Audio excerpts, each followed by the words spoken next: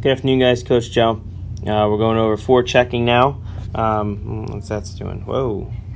All right, then. Ignore that. All right.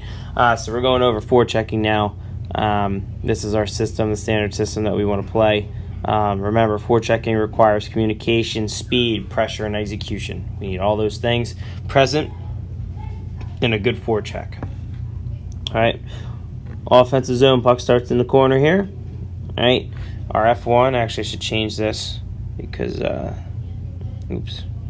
because you are going to have to go F1, F2, F3 because that does matter, and D1 and D2, they do matter here on our forecheck. All right. These pieces matter. So, F1, right, we're going in this way, and we're going to steer the guy up the wall. That's our play. We want him rimming it up the wall and turn the puck over. Okay, F2, we're locking. F3, we're high slot. D1, we're out just outside the dots. D2, we protect the middle corridor. Okay, actually let me draw the middle real fast. There we go. So always protect the middle of that ice. Okay, so the idea is for some quick strike offense, we want that puck to go to that F2. And look, we're already kind of set up. We haven't really gone over it yet. But anytime we get in the zone, we talk about triangles, right? That's how we attack. That's how we work. So, want that puck to get up the wall. F2, you're probably going to be the guy who has the primary puck, right? You're the primary option on the play. So you got to think about all the options you're going to have, right? So, we talked about it a little bit last night, right? We can take this puck. We can bump it back to F1. We can send it over to 3. We can send it there. Ooh, boy. We can send it there, right? Those are all of the passing options that you've got, right? So, you know, you've got a walk option, right? We can take this puck, we can walk, right? And then we can shoot. Okay? We can take this puck, we can walk. Right? We can take this puck. We don't want to walk it high, right? We want to pass it high. We don't want to walk, we want to pass, right? So there's all your options on the F2. Okay? So that's a lot of options off one play there. So we want to make sure we're in there doing that. Now, could be a situation where our F1, okay, ends up grabbing that puck, which is fine, right? So F1, you got your options too, right? We can come here, we can go to the net, right? We can go to the net. You can make a pass. You can make a pass. We can take it, we can come around the net, right? And then we can make a pass. Oops. Right? And then we can make a pass. Okay? So, those are your options there. Right? This is all about generating offense. It's a defensive concept designed to generate offense. Right? So, when that puck now shifts over, okay, here's your shift. Puck shifts over. I have F1. Comes out in front, right? Creates back pressure. F3, get over on the wall to lock. F2, cover high. D2 shift. D1 shift. Okay? And that way, because the hope is that puck comes up the middle, or that puck comes up the side. Right? So, now we can talk about real application here. Okay? So, we got say our D, they're set up like this. They got a winger, they got their center, and they got their wing. Okay?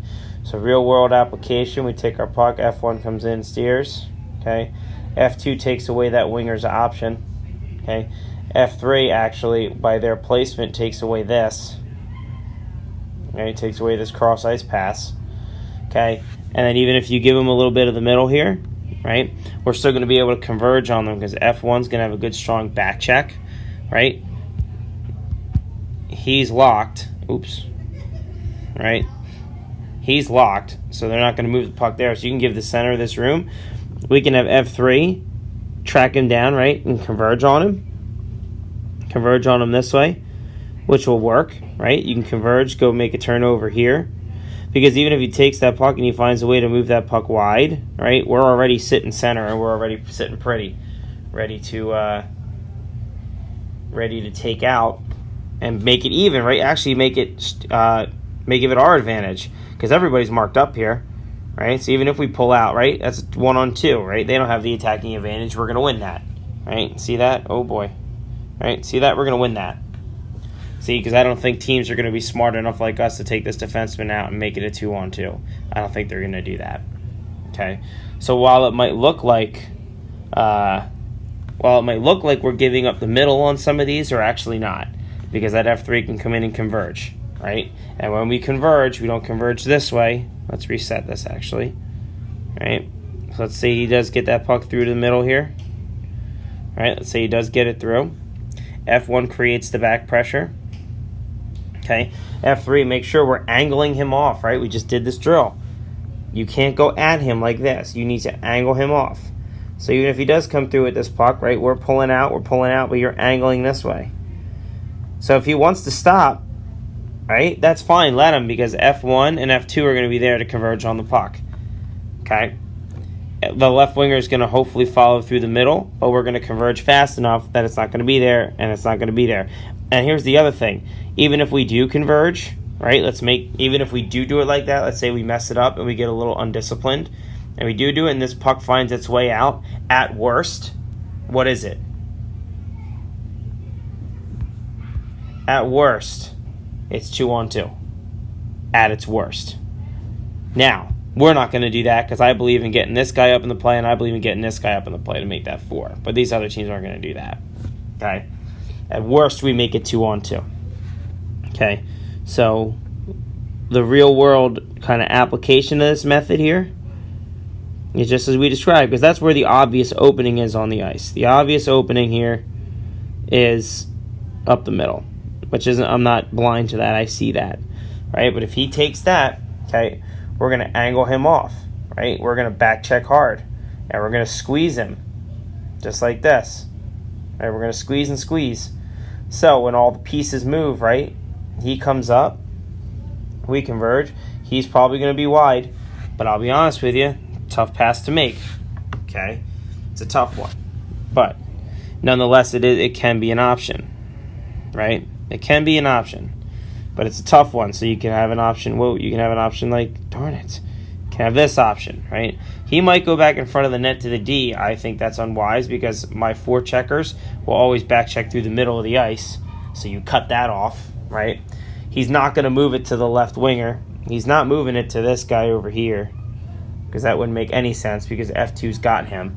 And even if F2 decides to go with the center, that's a pretty useless pass to make it back here, because then we're just going to reset and attack, right? Because then there goes F1. Boom. Now he's right on him. Okay, we trap these guys.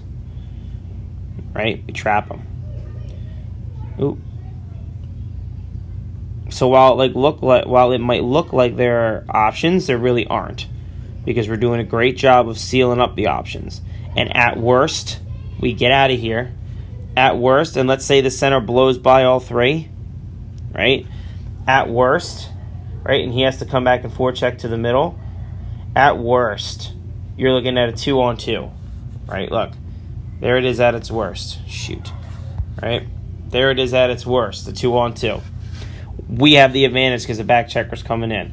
Now, this back checker is very important, because if they do bring a D or they do bring him, we got to be responsible for them, okay? So we make sure we're always back checking hard, right, and being responsible for people. Now, say we get a little,